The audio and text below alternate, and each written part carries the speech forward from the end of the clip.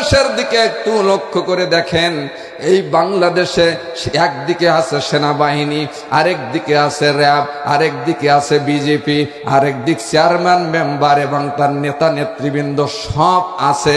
এত বড় বিশাল বিশাল শক্তিশালী বাহিনী নিয়ে ময়দানে নেমে গেল।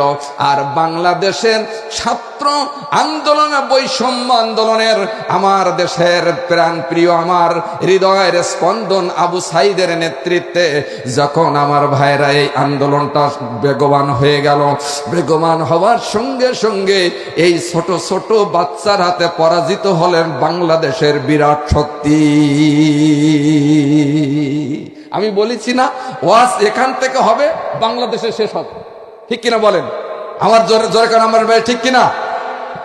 এই জন্য ইসলামী আন্দোলনের জন্য, ইসলামী রাষ্ট্র প্রতিষ্ঠিতের জন্য সাহাবীরা জীবন দিয়েছেন, আল্লাহর ওলিরা জীবন দিয়েছেন।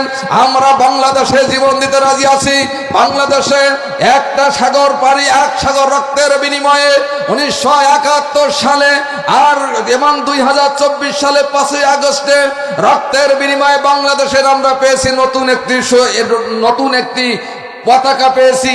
আগামী দিনে বাংলাদেশের আল্লাহর কোরআন মাসনাদে পৌঁছায় দিতে গিয়ে 1 সাগর রক্ত যেতে পারে, 1 সাগর 1 লক্ষ মানুষের জীবন যেতে পারে, 1,000 না লক্ষ লক্ষ মানুষ শহীদ হতে পারে।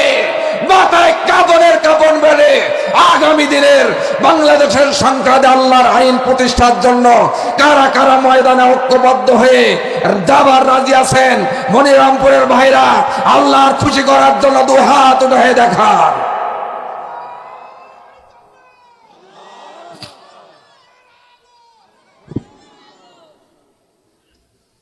সম্মানিত আমার ভাইরা, এজন্য আসেন সম্মানিত আমার ভাইরা, তাহলে মহাশক্তি ধ্বংস করার জন্য মহাশক্তির প্রয়োজন হয় না? হয় না? হয় না? বিশাল বাহিনী নিয়ে যখন বাদশাহ আব্রাহা কাবা শরীফ ধ্বংস করতে আসলো, আমার আল্লাহ রব্বুল আলামিন ঝাঁকে ঝাঁকে পাখি পাঠিয়ে দিয়েছেন, আর ওই পাখি দিয়ে তাদেরকে খতম করে দিয়েছে। আমার বাংলাদেশের এই মহাশক্তি নষ্ট করার জন্য বাংলাদেশের ছোট্ট ছোট্ট ছাত্র কলেজের, ইউনিভার্সিটির ভাই ও বাবাজিরা তারা ঐক্যবদ্ধ হয়ে বাংলাদেশে এই জালেম ফ্যাসিবাদ সরকার এবং স্বাধীনতাবাদ সুরক্ষার্থে তারা ময়দানে নেমেছে। ময়দানে নেমে একটি স্বাধীন সার্বভৌমত্ব দেশ আমাদেরকে উপহার দিয়েছেন।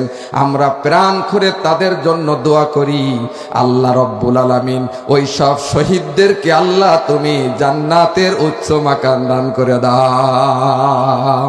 যাদের বুক খালি হয়ে গেছে, মায়ের বুক খালি হয়ে গেছে, আল্লাহ রব্বুল আলামিন তাদের মা বাবার বুকে আল্লাহ তুমি প্রশান্তি দিয়ে দাও। এবং কিয়ামতের ময়দানে যেদিন শহীদের মর্যাদা নিয়ে যখন উঠবে, আল্লাহ তুমি তাদের মা বাপদেরকে আল্লাহ শহীদের মর্যাদা হিসাবে কবুল করে নিয়ে আল্লাহ তাদেরকে তুমি জান্নাতে পৌঁছে দিব।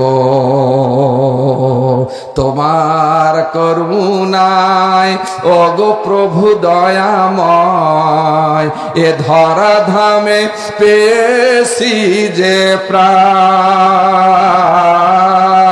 তাগুতের অবসানে জেহাদের ময়দানে এ জীবন করে দিব দান, আমরা করে দিব দান। লিল্লাহে, সেটা আমরা